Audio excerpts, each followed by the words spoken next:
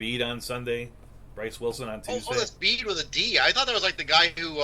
It might be Uh, Beatty. Beatty. I'm not really sure.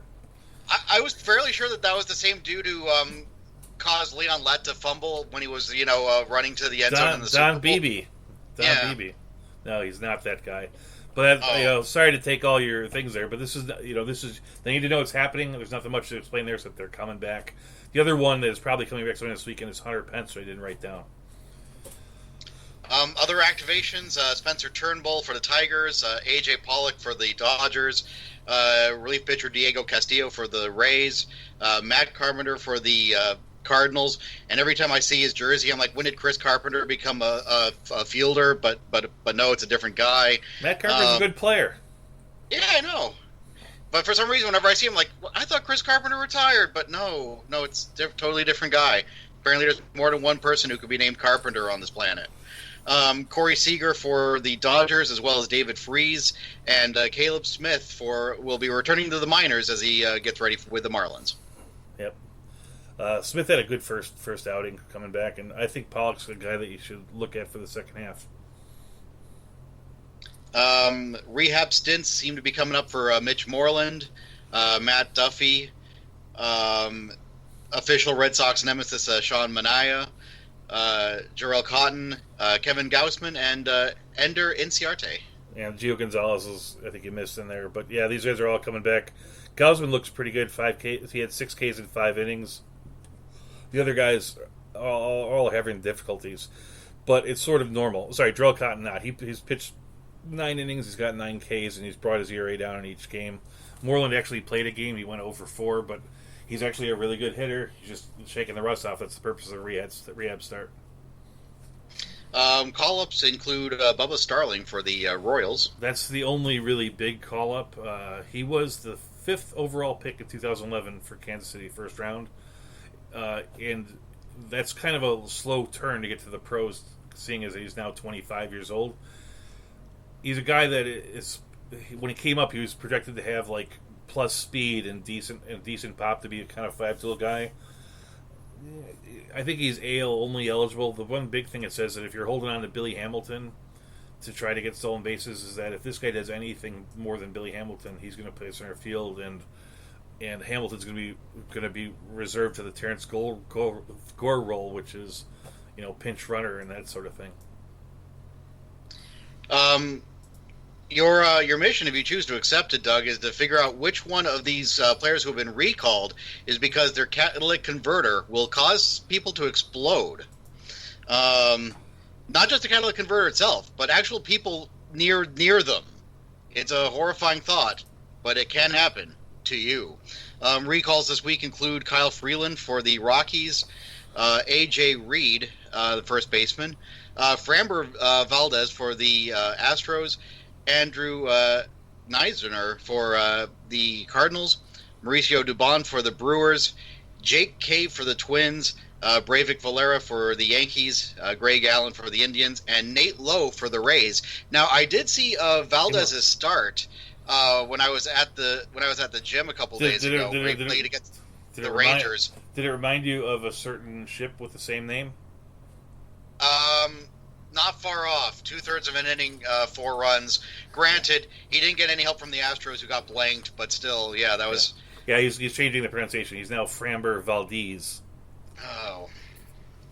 The two interesting ones to me there are Mauricio Dubon is the number 5 Milwaukee prospect, can play infield. It shows that Milwaukee is sort of all in, so Travis Shaw is probably done for the year. And A.J. Reed was released by Houston, picked up by the Chicago White Sox, and activated and started at DH over there. And it's probably his last best chance to play baseball. So you always got to watch the guys that are on their last leg. Your DFAs include Terrence Gore for the Royals, Rangel Ravello for the Cardinals, starting pitcher Joe Palumbo for the Rangers, Josh Van Meter for the Reds, Jose Urquidy for the Astros, Matt Beatty for LA, Kyle Barraclough for the Nationals, Daniel Palka for Chicago, for the White Sox, I should say, Kevin Kramer, Devin Smeltzer for the Twins, Zach Plazak for Cleveland, and Brendan McKay for Tampa. Now, in Tyler Thornburg's case for Boston, who got released, he did refuse his assignment. And there's two sides of me that go, one going, you're lucky you're getting assigned to anything after the season you've had. And then there's a part of me goes, well, he's been in the league long enough. Why should you willingly take something that it would be detrimental to your, to how you've basically lived for the last few years? I think the interesting guy in here is Brendan McKay because he was such a highly touted prospect. And I think that this doesn't mean that Tampa Bay is soured on him because he pitched fairly well when he did. But basically, what Tampa Bay does to keep their pitchers healthy is they cycle their young guys through. There's unlimited send-downs for somebody who's in his first year in Major League Baseball. McKay will be brought up and sent down and brought up and sent down at least 2 more times this year. I don't think he's going to be a lot of help for teams this year, but definitely in dynasty-type leagues. And finally, new teams. New Orleans Saints legend Aaron Brooks will now be on the Orioles. He had been on Oakland previously this year. Zach Duke, released by the Reds. Matt Whistler, formerly of the Padres, now finds himself in Seattle. Shelby Miller for the Brewers. Yangervis Solarte, released by the Marlins. Nick Franklin for the Angels. And Dilson Herrera for the Mets. Yeah, that's all there is. There's one kind of interesting story that went on this week was after the All-Stars, all the minor league teams have All-Star things, and the Atlantic League ran with robo-umps where they had the thing. And I think that the way they did it is actually pretty cool. Have you seen anything on this?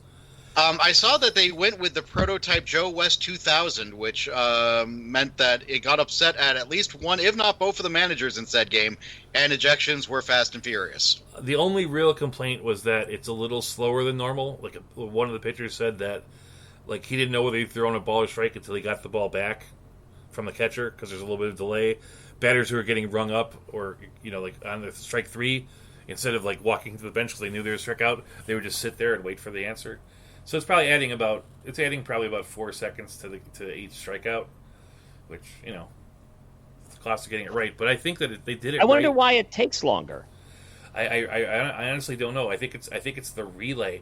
The way that it was set up is that it has this really it has this $5 billion, and I'm exaggerating, this very expensive system to using Doppler radar to call the thing, and the way that they get the message to the umpire, and this is no lie, walkie-talkie. No, he's got an iPhone with an earpiece, right? So it seems kind of strange. That's what they went with.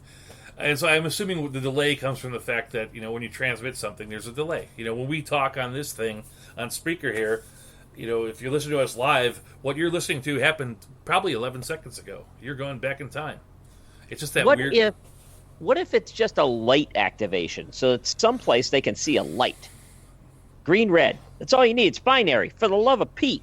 You don't need to know if it was high and outside. You need to know if it was a ball or strike. Green, red. The one good thing I saw about it was that I actually think that they should use every piece of technology possible to enhance the quality of the umpires. I just don't want to get rid of the umpires. And the truth is, the umpires still stood behind the plate and called it because the truth is, the system can't tell if the ball bounced. The system can't tell if the guy check swung. There's a lot of calls and stuff to be made. So his focus is forward and not behind him. So if they had a light, it would be behind him. So they're doing it by an audible tone. And yeah, that's the reason they're doing the Atlantic League, is so they can go, well, it's a little bit of a quirky bug. Maybe we can do something about it. I think a positive that you have to look at is the possibility of anger release, because no matter how upset a player is going to get because Angel Hernandez or Ron Culpa messed them over royally, they're not going to take the law into their own hands or their own bat, nor should they, because that's what separates us from. That's what makes us human beings, and what keeps us from voting Republican. The worst version of ourselves. Now with robots, there isn't that. I don't believe you. Morality involved in it. I think, but the players are still going to be upset over whether they think they got jobbed by a call, and they're just going to spin around with a bat and go after the robot umps, which is going to make my day, if not week. I think it's exactly the opposite. My personal experience is it would take something really, really huge for me to actually punch somebody. But I'll beat the crap out of an inanimate object. You know, Exactly, that's what I'm saying.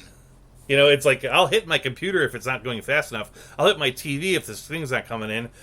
You know, And, God you know- help the vending machine that won't send out my Pop-Tart, right? I think this is where Brendan's exactly right, because in this case, sometimes the frustration isn't that it was wrong, it's that you did it wrong. I mean, an athlete in a game has frustration, whether it's somebody else's fault or not. The better players don't blame others. The better players still, however, feel that frustration. And what if you could take it out on the one that told you that you were out by just swinging the bat? Well, I think that maybe that's what they should. Well, that's what they should do. Is they should have. They should make it so you can. That should be a feature, not a bug. Yeah, They should make it so if you get out, you can just take the bat, and bam, have right a little. down the top of it. Have a little mannequin on the side just to let them, get their aggression out. This way they won't be throwing their bats into the stands or anything really strange that way. Well, it's only a matter of time before they take a swing at the head of that mannequin and they miss badly and pull their back and they go onto the IL. And that's that's And true. blame their car. It is good TV, but that is true. In 90 years of making mannequins, we have never had an injury from someone throwing out their back by throwing a baseball bat at a mannequin. With that, we say thank you for the rundown. Woo! And now we're pleased to bring you our feature presentation. Hey, Remember the old days, Doug, when you thought there was a chance we weren't going to have enough to talk about, so you had me write extra questions? yeah, I know, and I got something stupid to start us up there because, we're going to talk about we're having our minor league draft in our league, and so people go through minor league. So I was going to have you ask some questions, but then I got that thing stuck in my head with it, what's a modern minor leaguer? And so with my love of musical theater, I wrote a little song. I'm looking for the model of a major modern minor leaguer, a succeeder, a trigger, hopefully not a freaking bleeper. After analyzing data with my talents sabermetrical, he'll have a plus fastball and a curve that's so electrical. Just like Max Scherzer, but with eyes less asymmetrical. Or a toolsy hitter doing 5 things categorical, making me a winner with his talents phantasmagorical. And then I'll tell a fart joke because my humor is sophomorical. He'll give you numbers so fantastically statistical, or fail you in that promise if you're a little more pessimistical, and have you curse your God, turning one more atheistical. His future could be the Hall of Fame. His future could be Walmart greeter, but I'm still looking for the model of a major modern minor leaguer. That's spectacular. My love of Gilbert and Sullivan. It's like I was telling Brendan earlier. More Gilbert than Sullivan, though. This is Yes, Gilbert all the way. It's like or the Pirates of Pittsburgh's ants. where the dugout is workshopping in West Claremont now through August 6th, but the musical. But I was telling you, the history of the dugout comes from our original inspiration is Aristophanes. It goes Aristophanes, W.S. Gilbert, Kurt Vonnegut, and then the dugout, and that's just a normal path. Yeah, if you were to see that and we were to draw humanoid figures, it would be the hands and knees, crawling guy, and then the slumped guy, and then the modern guy, and then whatever comes next. I did want to give some tips on this and maybe talk about a couple of the players over the next, say, 5 to 7 minutes. The first thing I would say is I know that you don't like you're not a big fan of the minor league draft, but these things happen in things. The first thing I have to say to everybody is just don't panic about it. You're going to get picks wrong. Don't worry about it. It's just the way it is. You can do things to make your picks a little bit better, build a better chance of succeeding, but the pros get the thing wrong. I always bring up the story of, the Angels back when they drafted Mike Trout. They had 2 picks, right? And all the stat guys said you should pick Grichuk, and one guy who was an old school site guy said Mike Trout's your pick. If they only had 1 pick, they would have taken Grichuk and Trout would have went elsewhere. They didn't even know. So we don't know these things. So just and then you take a look at there's a lot of players who didn't get drafted except for because they knew somebody.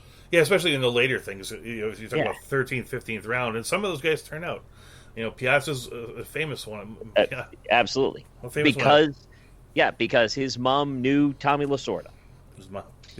But these are don't don't beat yourself up if you keep messing on your picks, because if you think that professionals don't mess up, I only have 3 words for you: New York Jets.